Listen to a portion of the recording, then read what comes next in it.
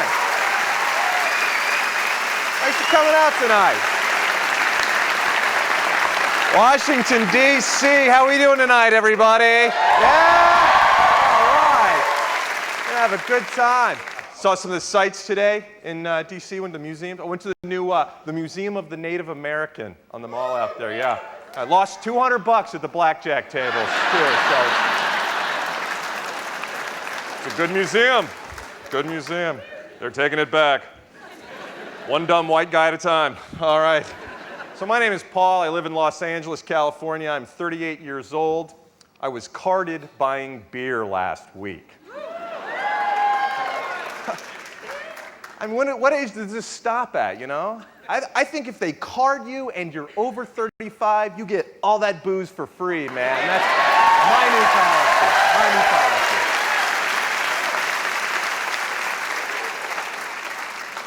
I'll be running for Senate on that platform alone in 2008, so I appreciate all your alcoholic votes out there. Thank you very much.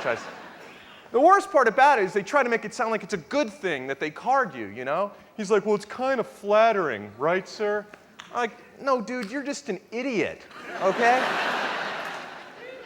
Because in case you haven't noticed that the forehead ends somewhere up here.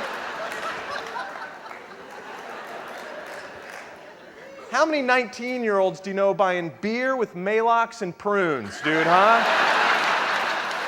How often does that happen? Get some college kid in there who's like, oh, dude, I just want to catch a buzz and take a dump, man. You know what I'm saying? Cafeteria food's got me all bound up, dude. And he could tell that I was getting irritated by the whole process. He's like, sir, I just need to make sure you're old enough to buy the beer. And I'm like, I don't know, dude. Am I old enough to have hair growing on the side of my neck? Yeah. Apparently I am, dude, and guess what? That's not natural hair. That's hair that grows because I use Rogaine, and it rolls down the side of my head.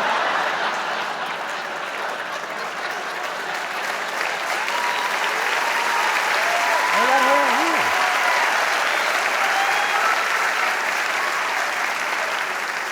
here? Nothing up here, but down here I'm like an ape, you know? I didn't want to have to shave under my ears, but I do now.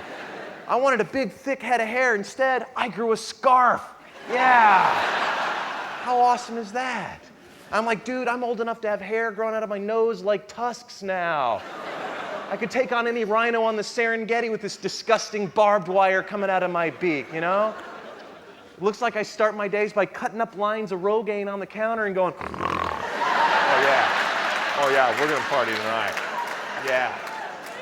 And ladies, if me being half bald isn't sexy enough, one other detail, I snore like a freight train now. Oh yeah? Got that down. Yeah.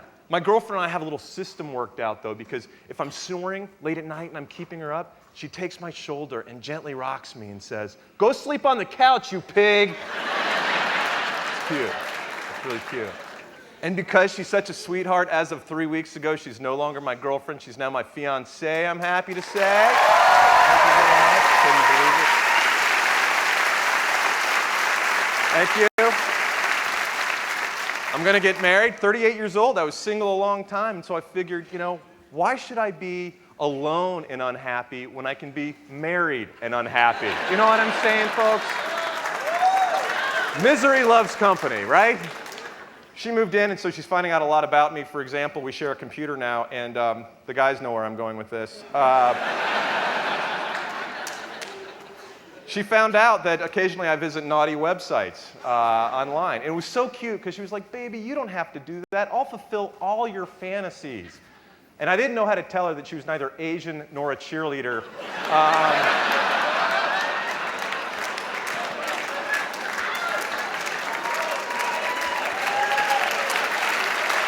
Thank you.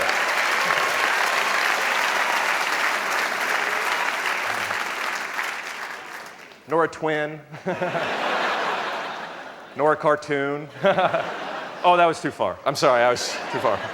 Oh, it's great. I'm really excited about it. I was single a long time, like I said, and I overthought the whole getting engaged thing. You know, I asked everybody I knew for advice. I asked my friends. I asked my family. I said to my dad, who was a very wise man, I said, Dad, how do you choose one woman out of all the women in the world for your entire life?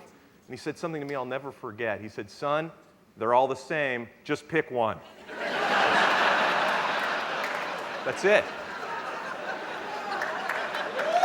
He's a very wise man, my father.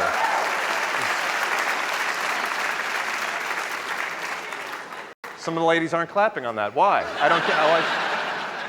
Oh, and my girlfriend, my fiance's dad, Steve, we dated for 2 years, and he's starting to get annoying about it. He would be like saying things like, hey, Paul, why buy the cow when the milk's free, right?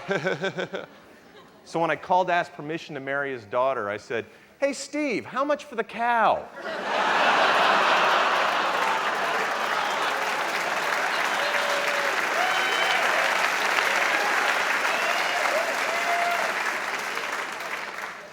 I said, I wanted to ask for your daughter's hand in marriage. Because she's got great udders, Steve. She does. She really does. I know. But it's saying things like that, my girlfriend decided that I had a few things left to learn about women, so she gave me a book. Men are from Mars, women are from Venus. Oh, people. No, really. This is the worst book ever, people. And she tried to defend it by saying, but it was written by a man. So was Livin' La Vida Loca, but you don't see me dancing to that song. Now, do ya? And I was like, do you think a man would write a book with chapters titled, How to Communicate Your Feelings During Difficult Times? I don't think so. If a man wrote this book, the first chapter would be titled, You're Right, I'm Selfish. Can we go to sleep now? Is it that hard?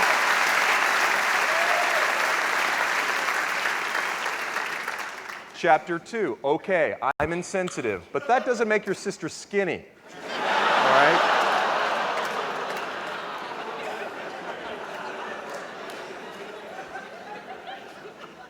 Chapter 3, yes, I love you, but you're blocking the television. And my favorite chapter, chapter 4, understand you? I haven't even been listening. Folks, my name is Paul Ollinger. Thank you for coming out. Thanks very much. Take care.